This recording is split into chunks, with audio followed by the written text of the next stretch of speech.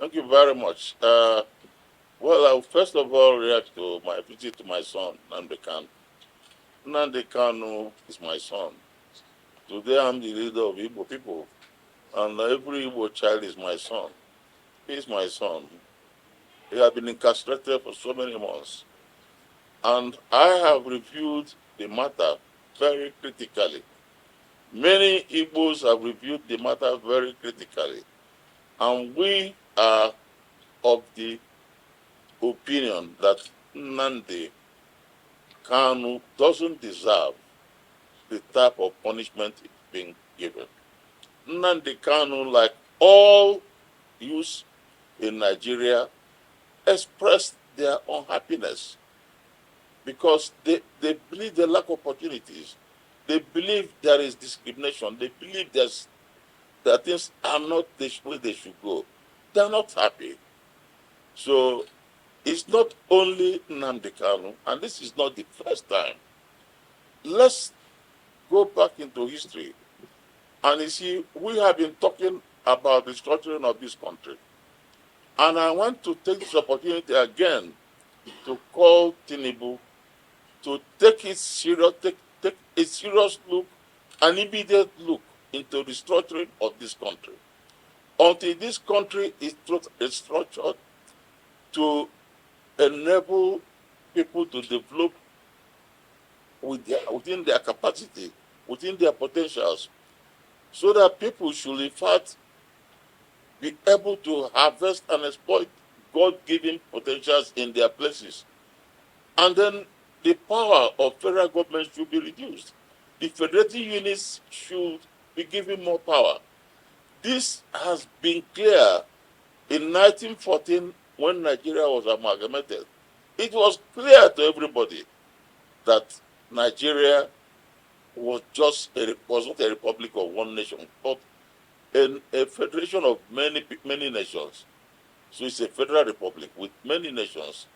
All the various ethnic nationalities had their culture, had their history, had their idiosyncrasies. And it was clear to all of us. And all through history, where you have such people, you normally work in a federation. For example, the Great Britain. In Great Britain, is comprise Scotland, comprise Ireland, comprise Wales, and comprise England. They are working together. Our founding fathers were sensible enough to adopt a federal constitution. The military changed it. This problem has been on. When Britain wanted us to have independence in 1957, the North said no, they won't accept it. In fact, at that particular time, if Awolowo and Zik, who were leaders of this eastern, south, and southern Nigeria, had agreed, because there were three regions: northern region, western region, and eastern region. If any two of them had agreed, they would get independence in 1957. Well, we didn't. In fairness, Awolowo was very keen on it, but it was Zik who actually played the mediatory role and said we should carry the North along with us. That time, North was shouting Araba, Araba. That means they wanted to secede. They said that they cannot. And then we had to have it by 1960. Even by 1960, we had a federal constitution which gave every region, then three regions, North, East, and West, level of autonomy. All these regions had their high commission in Britain. They operated. And in fact, at that time, Eastern Nigeria operated very well. We were described Eastern Nigeria as probably one of the fastest growing economies south of Sahara. Now, even before then, even after independence, we had other problems. We had Isaac Boro. Isaac Boro demanded for Niger Delta. Eventually, he succeeded, in fact. Eventually, Nigerians absorbed him into Nigerian army. In fact, he fought in Nigerian army. And I think he died fighting as a Nigerian soldier during the Civil War. Now, the Civil War, for example, was again due to restructuring. Ojukwu didn't want to break away from Nigeria. Igbos didn't want to break away. In Aburi, what Ojukwu discussed with Gowon was restructuring of Nigeria to make it easier for Igbos to live in the country. But when they all agreed, but when Gowon came to Nigeria, we were made to understand that Nigerians were advised not to accept it, because restructuring it means giving the rich oil area to eastern Nigeria, and they're very rich. So they repeated it. I still remember in Biafra, everybody had a vest, on Aburi we stand, on Aburi we stand. That on Aburi we stand didn't mean that we were succeeding. It's that we want to be Nigerians. But with the restructured Nigeria, eventually that failed, and it led to civil war, where we in Igbo land lost over 3 million people. Sorry, sir, may I continue? Yes. I'm coming, I'm rounding up. Okay. I'm rounding up, listen. I'm telling you the background. Now, the point about it is, I'm only telling you why anybody, today, the Yorubas are asking for secession. Today, you have they're asking for the Oduduwa, and of course, they have infrastructure very well developed. Even the Jaws are asking for it. Even the Middle Belt. So the point about it, the only solution is not only the Igbos. People think it's only Igbos. The only solution to this is restructuring. I think it has to be done quickly. Nnamdi Kanu, I haven't seen any. They have been cleared by the court. The High Court have declared him. The Supreme Court has cleared him. I don't understand why he's being held. You see, I don't see why somebody who is being held. We are appealing to the government, because today it's no more a judicial issue. It's a political issue. We in Igbo land, and I'm speaking for Igbos, we believe that this matter is not political. We don't want people to talk about going through the court process. Court process can last the next 5 years. That means our son will be in prison for 5 years or so. I think this is a political matter, and I want the president to use political power to get him released. My going there, first of all, ask me the purpose. The purpose is that we are not in support. We have a group called IPOB. I call it IPOB. This group claim a lot of things, but Nnamdi Kanu have dissociated himself.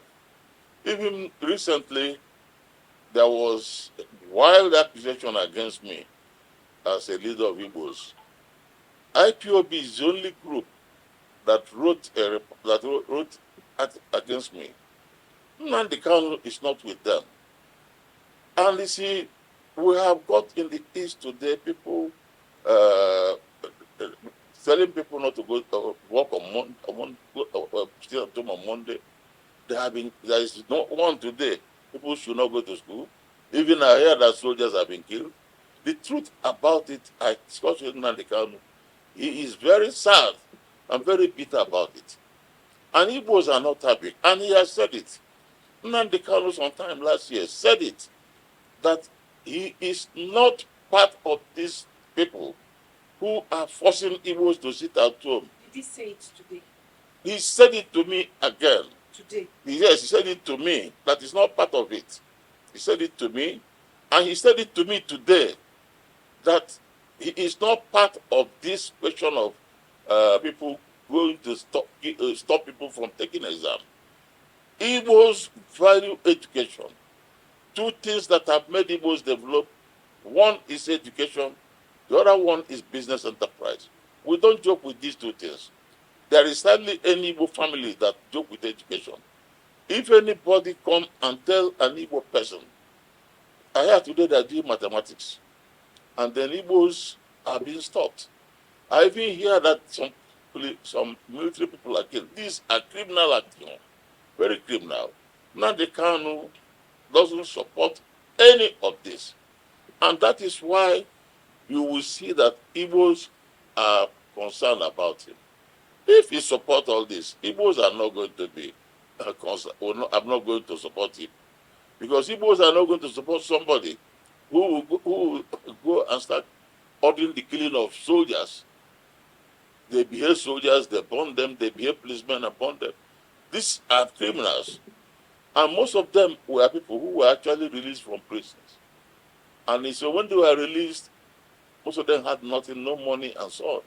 So this is a matter that requires discussion. I'll discuss this with the governors when I go back, because there are so many things I discuss with him, which I have to discuss with the governors. Now, the order to kill reform is criminal. Is very criminal. The order to kill anybody is criminal. Igbos are Christians. Igbos are Christians, and we are raised by our parents to know that human life is sacred. Human blood is sacred. Any Igbo man who takes the life of another human being is bad. We are people who travel to many places. We welcome strangers. Now, Igbo say it, even in Igbo land, I say, Ojemba, when we travel to places, you make friends. You don't have enemies. So we are very friendly to visitors. So any gesture of hostility against enemies, against strangers, is against us. But we travel to many places. So the truth about it is, one, Nnamdi Kanu is not in support. Nnamdi Kanu is not in support of this question of law that people should go. People should start up on today. He's not about it. I'm sad, very sad that in Igbo land, where I am now presiding as a leader, that some people can come and kill I hear 2 soldiers have been killed somewhere. These are people who are carrying the banner of Nigeria. These are people who have brought out their life for us. And it is very sad. We regard it as a criminal matter. Igbos are not happy about it, and we are very sad about it. Nnamdi Kanu is not happy about it. And in fact, this is the more reason why we plead that our President Tinubu should take political action to release him. Because if he is released, nobody will now have any excuse whatsoever. We will now know who is a criminal and who is not a criminal. So that is the point. I hope that I have mentioned all the points you want to get. Yes, sir. Except that. Now, Nnamdi Kanu, look at it. Nnamdi Kanu, there is, see, the liberation of people from Nigeria. We have people in Yoruba fighting for liberation. Are they in jail? We have people from the north fighting that north. Are they in jail? People have fought Araba. Are they in jail? We have people in Ijo fighting for it. Are they in jail? Why is it that the Igbo person? The truth is this. Nnamdi Kanu, that's a constitutional process. You know, when a young man says he's liberating, you see, what Nnamdi Kanu is reacting, he's responding to the very, very, very, very serious discrimination against Igbos. Everybody in Nigeria today will know that Igbos have been discriminated. Even a president in this country was bold enough to say that he is discriminated against us because we didn't vote for him. We gave him 5% vote. A president in this country, and you're telling me contradictory. What is contradictory? When a whole president clearly discriminates against us, even today, let me tell you, ministers were appointed. 48 ministers were appointed. We were given only 5. In NEC now, National Legislative Council, when it goes, for avoidance of doubt, we Igbos, we have not forgotten that our forebears played a major role in bringing independence to this country. We have not forgotten that we are playing major role in shaping the educational, economic destiny of this country. We have not forgotten that our young men and women are taking part in sports, even when it comes to military activities elsewhere.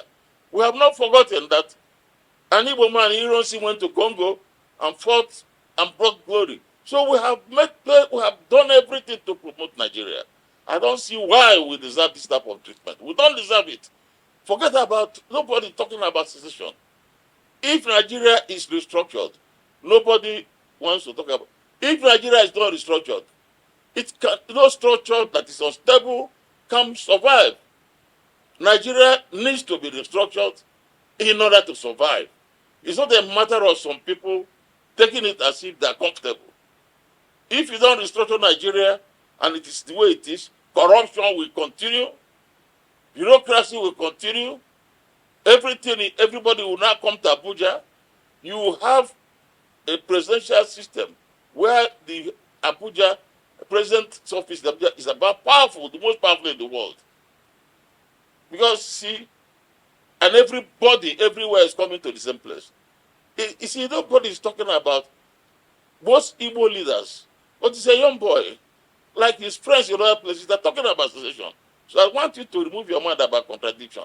There is no contradiction. The point is, Yorubas, through young people there have said it. Igbos have said it. The Jaws have said it. Even the Northerners have said it. So everybody says something is wrong.